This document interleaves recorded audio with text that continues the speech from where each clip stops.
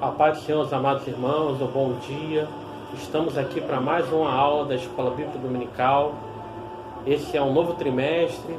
Estamos com nova revista, Lição de número 1 da revista sobre Salmos. Livro de Salmos, essa revista. Amados irmãos, para não perdermos tempo, devido à correria e à dificuldade até para transmitir o vídeo, vamos logo ao que interessa. Primeiramente, para fazer uma introdução à nossa aula, eu resolvi falar a respeito da Bíblia. A Bíblia, nós sabemos que é uma coleção de vários livros que são separados em Antigo Testamento e Novo Testamento. No Antigo Testamento, como dados para os irmãos, nós temos 39 livros e no Novo Testamento 27, formando um total de 66 livros na Bíblia, Então, amados irmãos, primeiramente a gente começa na nossa Bíblia com o Pentateuco, livro escrito por Moisés, inspirado por Deus. Logo após esses 5 primeiros livros que formam o Pentateuco, nós temos os livros históricos. E após os livros históricos, nós chegamos justamente aos livros poéticos, que no caso se enquadra justamente o livro de Salmos, que vai ser o livro que nós vamos estar trabalhando durante esse trimestre. Então vamos lá, eu vou estar dando o tópico 2 desta lição da Escola Bíblica Dominical, tá bom? Tem como título o tópico 2, principais características do livro. O livro de Salmos é classificado como literatura poética hebraica, com conteúdo caracterizado por expressões que retratam emoções, ritmo e linguagem metafórica, como comentou Ezra Bento. O que não significa que são textos fruto da imaginação humana. Escritores inspirados por Deus fizeram uso de vários recursos estilísticos para transmitir a mensagem.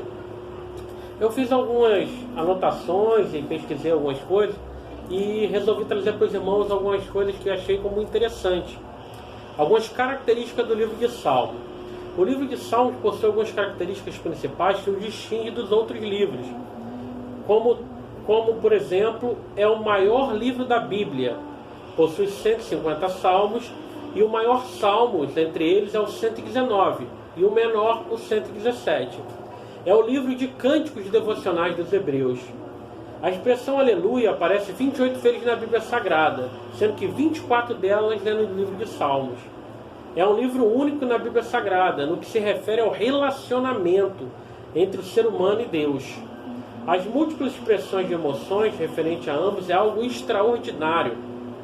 Ao ler o livro de Salmos, percebemos que boa parte deles são orações de fé em tempos de dificuldade. Nenhum outro livro é tão citado no Novo Testamento quanto este. É um dos livros mais lidos da Bíblia, no mundo e ao longo da história. São os Salmos 1, 23, 24, 34 e etc., que são bastante lidos no mundo. O Salmo 119 possui características únicas. Além de ser o maior, é o mais completo no que se refere ao amor do ser humano à palavra de Deus. O estilo literário utilizado na composição dos salmos é o paralelismo. Ele utiliza muito mais o ritmo do pensamento do que a rima ou a métrica. Isto faz com que os salmos sejam traduzidos em diversos idiomas sem apresentar problemas. E aí nós temos aqui também um esboço, é uma separação dos livros de Salmo. O esboço pode ser traçado da seguinte forma. A primeira parte, que é considerado o primeiro livro, vai do Salmo 1 até o Salmo 41, do Salmo 1 ao 41. O tema marcante é o ser humano e a criação. E ele é semelhante ao livro de Gênesis, que justamente forma o Pentateuco, o primeiro livro. O livro 2, a parte 2, vai do Salmo 42 ao 72. Tema marcante, livramento e redenção. Semelhante ao livro de Êxodo, que é o segundo livro do Pentateuco. O livro 3, a parte 3, vai do Salmo 73 ao 89. Tema marcante, adoração e santuário. E é semelhante ao livro de Levítico.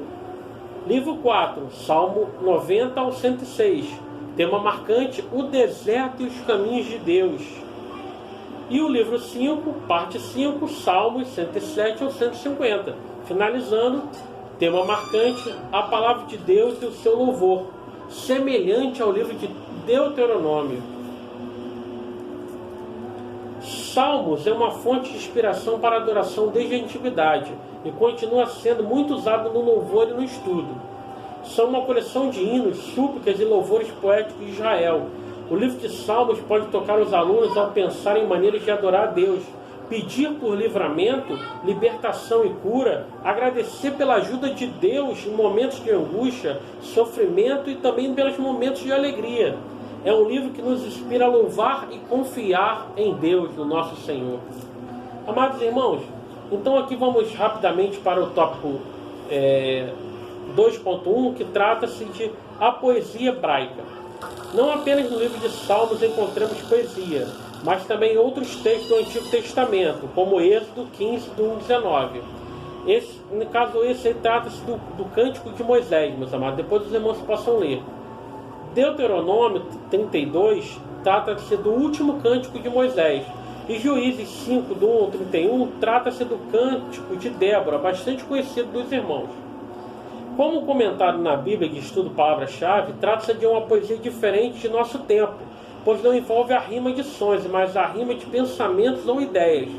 Encontramos em vários salmos a descrição de sentimentos intensos, como os escritos lidaram com os mesmos. Então, amados irmãos, é aquela questão, não é com relação às rimas, mas sim às ideias que são colocadas nos salmos. Isso que é importante, não como as rimas, como nós conhecemos a poesia normalmente na nossa época, né? Agora e até em outrora nós vimos esse tipo de poesia com rima das frases, né? Mas sim com a rima de ideias e colocações.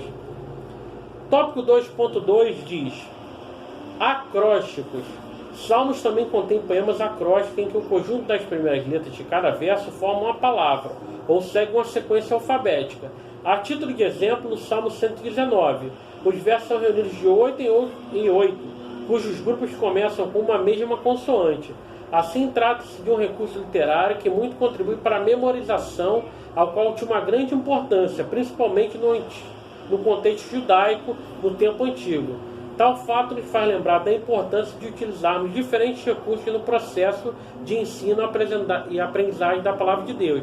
Irmãos, esse fato nós vamos observar, no caso, no hebraico, né? Então, nossa tradução é feita para o português devido ao nosso idioma. Mas então aqui está mostrando que essa questão, com relação a uma sequência alfabética, a mesma consoante, seria no hebraico, tá bom, amados? Tópico 2.3, para estarmos finalizando, né? O nosso tópico 2. Refrão. Outra característica dos salmos são os refrãos. O refrão é a repetição de uma frase ou fórmula. Em alguns salmos é possível perceber referida repetição com maior clareza. No Salmo 107, por exemplo, a repetição dos seguintes versos, alguns como pequenas variações. E clamaram ao Senhor na sua angústia, e Ele os livrou das suas necessidades.